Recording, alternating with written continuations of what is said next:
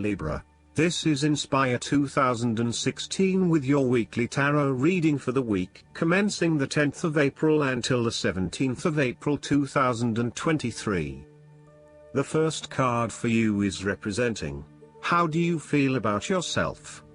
Your card is the Ace of Cups. This card can indicate the start of a new relationship, be it a friendship or a romance. This is one of those relationships where you feel happy and you are so pleased to have met someone with whom you can share a special connection. The water in the card reflects the flow of emotion, and thus the Ace of Cups suggests that positive emotion and energy will be created between two people in a way that leaves you feeling good about yourself and life in general. You need to experience the feeling of new love or of giving and receiving unconditional love. Give and accept love on a new level and open your heart to what is around you. Your loving ways will magnetize love to you. This card often means that love is the essence of the situation. It may or may not be romantic love. Look for ways in which you can begin to connect with others. Do you have someone to forgive, or do you want to ask for forgiveness? Can you set aside your anger and find peace? Would you like to drop your reserve and let your feelings show? This is a peaceful time in your life, so use it and make peace with friends or yourself. The Ace of Cups is also about creative expression, particularly where there is an opportunity to allow your emotions to shine through. You are very open to experiencing your inner feelings and sharing them with others. You may be inspired to start a new creative project, take up an art class or two, or even engage in interpretative dance. You are at that point in your life where you feel comfortable with who you are and what you feel, and you are not afraid to express that part of yourself to others. You see new potential in allowing your creative juices to flow, and as such, you are open to new possibilities and stimulating your imagination to allow your talent to unfold. The second card for you is representing, what do you want most right now? Your card is the Fool. What do you want most right now is to set forth on a new journey, one that is completely unknown and will take you to uncharted territories. The Fool is all about new experiences, personal growth, development and adventure. The Fool card asks you to take a leap of faith and to trust in the universe, in that if you begin a new journey, you will find success. This Fool lives a carefree life, free from worry and anxiety. He does not seem to mind if he does not really know what lies ahead. The Fool card may represent a choice to be made, one of vital importance. However, there are always many different options available, and the choice must be made wisely. If you are facing a decision or moment of doubt, the Fool encourages you to believe in yourself and follow your heart, no matter how crazy or foolish your impulses may seem. This is a time when you need to truly believe and have faith in where the universe is taking you. The Fool is an excellent card to meditate on if you are experiencing a lot of fear in your life. The Fool enhances courage, risk-taking and the creative expression needed to open up new areas in your life. The Fool is always whole, healthy and without fear. He is the spirit of who we are, the spirit expressed and experienced as wonder, awe, curiosity and anticipation. We never know what is in the future, but like the Fool we must blindly go forward. You need to trust that you are a spirit born into flesh to enjoy life and grow in experience. Take a chance and see what happens. The third card for you is representing your fears.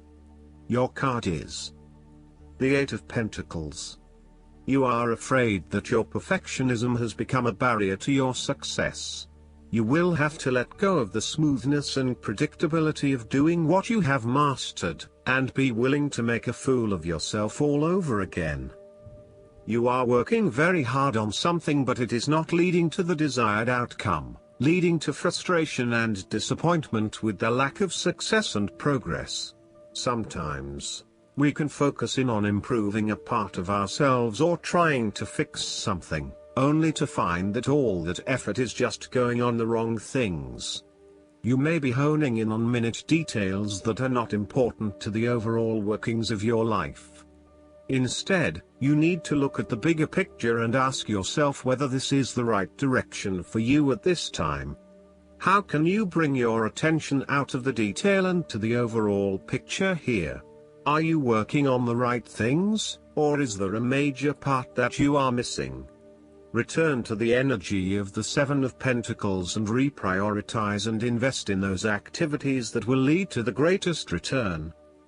The Eight of Pentacles can also indicate a time when you are lacking the ambition, engagement, or dedication to see your work through. You are too wrapped up in everyday concerns and worries to take the time out to gain more long-term security. Instead, most of your energies are wasted pursuing short-term gains and rewards. Continuing to toil at the same work is not going to get you where you want to be. This might be fine for some people, but for you to get anywhere in your current profession, you might actually have to go back and get some additional skills and possibly even take a pay cut while doing so, rather than trying to look for minor improvements in what you are already doing. This card suggests completely thinking out of the box. Look for something unrelated to what you have been doing, for example, starting your own business or entering an entirely new field of work. Look for something new. The time is right for you to change directions. The fourth card for you is representing what is going for you. Your card is the Seven of Pentacles. You are taking a long-term view and you are assessing where you can best invest your time and energy for the maximum output. You do not want to keep putting your heart and soul into something if you are not getting the rewards for it, and no doubt, you have started to see that there are some areas in your life that are just become energy sappers but without the reward. If you have been working extra hard or putting in extra effort into something, it will finally pay off. Your effort will definitely be worth it and you will see the results and rewards for your labor. You may have been working on something quite challenging and important for the last few months, and this is likely to come to a culmination. You are likely to see financial or other tangible rewards for all of your hard work. You might have been laboring away at something important and you may be starting to feel concerned that you will never be rewarded for your efforts. Be patient and appreciate the progress you have made so far. If your hard work has not yet paid off as planned, remember that your expectations may be unreasonable. There are no guarantees. Be grateful, focus on the present and do what you can with what you have. The fifth card for you is representing what is going against you. Your card is the Four of Pentacles. You are afraid of losing money. You are haunted by a fear of poverty that compels you to be materialistic. You are extremely defensive and self-protective materially and emotionally, fearful of opening up and trusting other people. You are very reluctant to spend money and you are keeping a very tight rein on your cash. On the flip side, you may be spending too much money and need to get a better hold of your financial resources. You have spent your time recently focused on career building and material acquisitions, rather than your relationships. This approach to life has been quite successful financially but is very limiting when it comes to connecting authentically with others. You have created a prison for your time and your energy by building up this solid wall of work and financial responsibilities, and will need to release and escape from this to some extent if you want to focus on more personal issues. The important thing to realize is that success in your career is beneficial but only to a point. You may need to examine your life and determine what you can give up, particularly in terms of effort and time put towards work and other similar activities, so that you can have more energy available for developing personal relationships. The Four of Pentacles asks you to loosen your hold on your need for security and stability and step outside your comfort zone. While it will feel a bit shaky at the start, this is an important step in your personal development. The last card for you is representing the likely outcome that you may have. Your card is the Six of Pentacles. Now that you have lived through the darkness long enough to see the inner light, it is time to help others who are not so fortunate. Consider giving to charity or reaching out a helping hand to someone who needs your support.